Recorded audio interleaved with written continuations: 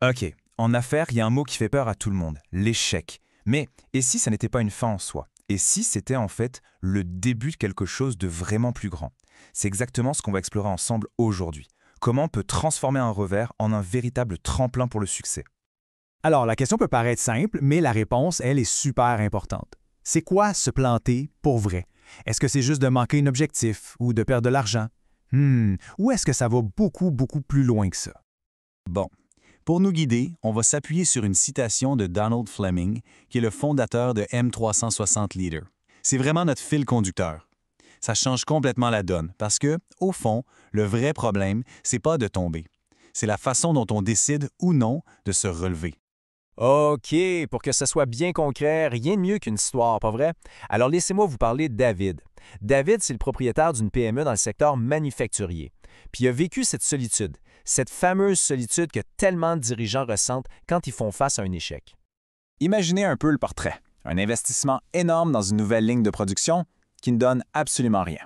6 mois plus tard, les résultats ne sont juste pas là. L'épuisement commence à s'installer, la crédibilité en prend un coup, et là, la question qui dessus se pose, comment on annonce ça à l'équipe sans que tout explose? C'est un sentiment d'isolement, vraiment, vraiment puissant.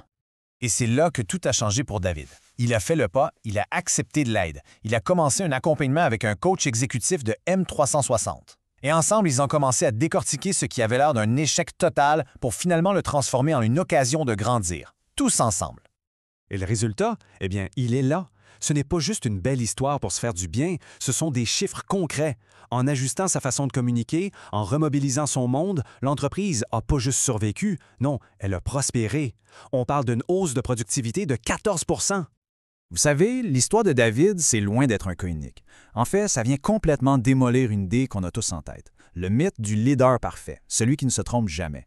Parce que les données, elles, nous racontent quelque chose de complètement différent.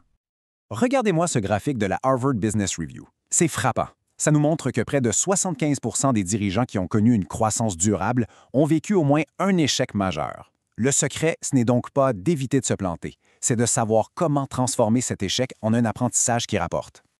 OK, c'est bien beau la théorie, mais comment on passe à l'action? Comment concrètement on prend une erreur et on la transforme en un levier de performance?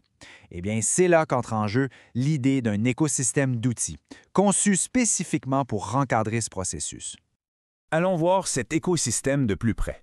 M360, ils ont une approche vraiment structurée. Premièrement, il y a le programme LPR. Son but, c'est d'aider le leader à se recentrer sur ses 4 postures clés: la conscience, l'autonomie, l'influence et l'impact global. Ensuite, il y a l'app M360+. Ça, c'est pour bâtir une discipline au quotidien en suivant des habitudes super importantes. Finalement, M360 Meet. Ça s'attaque à un fléau, les réunions qui n'en finissent plus. L'app calcule le coût en temps réel. Ces outils-là n'empêchent pas de tomber, mais ils donnent tout ce qu'il faut pour se relever plus vite et encore plus fort. Et pour voir comment tout ça fonctionne ensemble, on a un exemple parfait, l'histoire de Caroline. C'est une directrice générale qui a frappé un mur lors d'une expansion à l'international. Alors, qu'est-ce qu'elle a fait? Avec le programme LPR, elle s'est reconnectée à sa vision, à son pourquoi. Avec M360+, elle a mis en place une discipline de communication vraiment solide. Et avec M360 Meet, fini les réunions qui coûtent une fortune et qui s'éternisent. Elle les a transformées en vraies sessions de travail efficaces. Et le résultat pour Caroline, c'est assez incroyable. Aujourd'hui, elle le dit elle-même, ce qu'elle pensait être son plus gros échec est devenu sa meilleure école de leadership. Ça, mes amis, c'est une vraie transformation.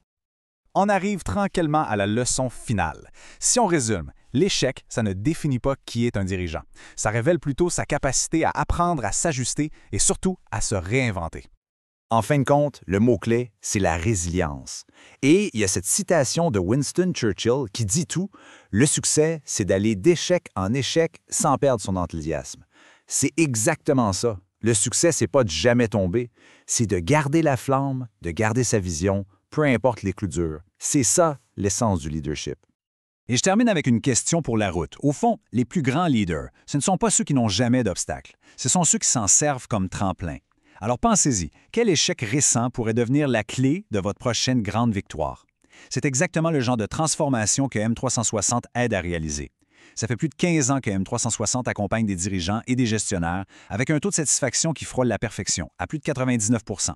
Si l'idée de transformer vos défis en opportunités vous parle, alors n'hésitez pas à nous contacter. Avec M360, révélez le leader en vous.